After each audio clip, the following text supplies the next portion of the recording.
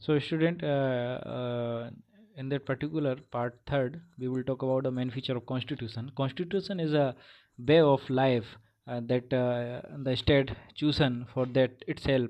The constitution is made on according to the need of country. मतलब country की need क्या है उस हिसाब से बनाया जाता है. हमारा जो constitution है वो ज़्यादा है, उसकी जो features हैं वो हम समझने की कोशिश करेंगे. पहला feature है written and constructed constitution. There are some countries which do not have their written constitution, such as England. England is one of such as country which have conventional on envelope constitution. India has a written constitution it made by the constitution assembly. हमने शुरू में देखा था बेटा constitutional assembly है थी जिसने ये सब कॉन्स्टिट्यूशन बनाया. तो हमारा क्या है, रिटन है और कंस्ट्रक्टेड है बाय द कॉन्स्टिट्यूशन, मतलब लोगों के द्वारा कंस्ट्रक्ट किया गया है लोगों के लिए. ठीक है ना.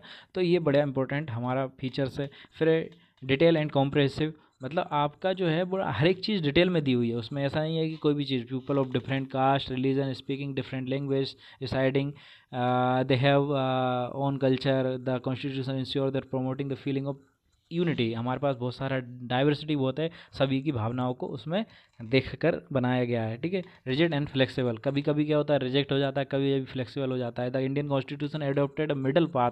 मिडल पाथ हमने एडोप्ट किया है बेटा. ठीक है. कौन सा मिडल पाथ, मिडिल पाथ हमने एडोप्ट किया है. फिर purpose of Indian constitution is not very rigid. The amendment on the some subject only simple majority of parliament is required. Some of required very tough 2/3 majority. Some of required 1/5 1/2. मतलब कुछ decision पर क्या होता है आसानी से bill pass हो जाता है. क्यों, वहाँ पे ज़रूरत नहीं होती उतनी. लेकिन कुछ जगह पे हमने 2/3 कम्युनिटी का परसेंटेज रखा हुआ है. मान लीजिए एक बिल आया है बेटा, बिल आया है असेंबली में, तो उसको पास होने के लिए 2/3 वोटिंग की ज़रूरत पड़ेगी, तो रिजिड है. ठीक है. फिर आता है बेटा inclusion of fundamental rights and duties. Right है हमारे पास, कि हमारे पास कुछ राइट हैं और कुछ ड्यूटीज़ हैं. तो the Indian constitutional has given fundamental right to citizen. It's duties supreme court protect these right. जो राइट्स हैं वो सुप्रीम कोर्ट प्रोटेक्ट करता है. Constitution mention some fundamental duties for citizens. कुछ ड्यूटीज़ भी हैं जो सिटीजन्स को दी गई हैं. ठीक है. Incorporated direct principles of the state policy for the stabilising welfare state. आपको वेलफेयर स्टेट बनाने के लिए DPSP दिया गया बेटा. DPSP directive principle of state. State को कुछ काम दिए गए हैं कि नहीं, जैसे आप पंचायत स्टेबलिश करोगे जिससे डेवलपमेंट हो. ठीक है. Federal feature federal system is the one which power of government is distributed in central state and. मतलब आपके पास एक सेंटर होगी, फिर उसके बाद स्टेट होंगे, फिर उसके बाद पंचायत होंगी. ये सब वर्क लूप बना रहेगा. यहाँ से काम दिया जाएगा, ऐसा होगा ये. और ये सब के सब किसके लिए रिस्पॉन्सिबल होंगे, सेंट्रल के लिए. ये फेडरल होता है. ठीक है ना. There are 2 government of one centre and all the state. फिर डेमोक्रेटिक, हमारे पास डेमोक्रेटिक है. हमारे पास जब भी democratic state, the right of government is vested in public. Under the such system the government stabilise the peoples and for the peoples, by the people and for the people, by the people and for the people. Democratic. Parliamentary system actual power in government rest in parliament, the council of minister, executive, the power of government answering in the parliament. ठीक है. Secular है बेटा. हम किसी भी एक particular religion को follow नहीं करते. हमारे पास सारे रिलीजन के लिए सेम फेथ है, सेम प्रोसेस है. ठीक है. Sovereign state. Sovereign means that India is independent both internally and externally. आप कोई भी इंडिया का इंटरनल मैटर हो या एक्सटर्नली मैटर हो, कोई और डिसीजन नहीं लेता. हम खुद अपना पर्टिकुलर डिसीजन लेते हैं. Independent and powerful judiciary. हमारे पास जो है judiciary, Indian judiciary is partially and independent. उसके ऊपर कोई अदर नहीं है कि उसकी वो कहे सुने. जैसे सुप्रीम कोर्ट है वो अपना खुद इंडिपेंडेंट है, वो अपने डिसीजन लेने के लिए.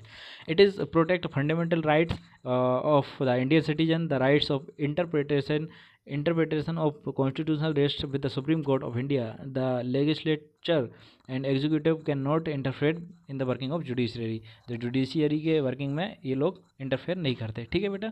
यहाँ से बेटा अदर फीचर क्या है, suspension of rights during the emergency. अगर हमें लगता है कि इम्पोर्टेंट है और हमारे ऊपर किसी अदर कंट्री ने अटैक कर दिया है या फिर फाइनेंशियली क्राइसिस आ गया है, तो हम जो राइट्स हैं वो ड्यूरिंग इमरजेंसी सस्पेंशन कर सकते हैं। Special provisions for break, but OBC ST SC, मैंने बोला था ना अभी बेटा, महिलाओं के लिए हम या फिर पॉवर्टी लाइन के लिए नीचे रहते हैं उनको मुफ्त में फूड वगैरह प्रोवाइड करवाते हैं। तो वो जो स्पेशल प्रोविज़न होते हैं बेटा, स्पेशल प्रोविज़न होते हैं, जैसे एसटी एससी ओबीसी के लिए स्पेशल प्रोविज़न है, उनको रिजर्वेशन दिया जाता है, ठीक है। Support to the world peace के लिए हम सपोर्ट करते हैं, ठीक है।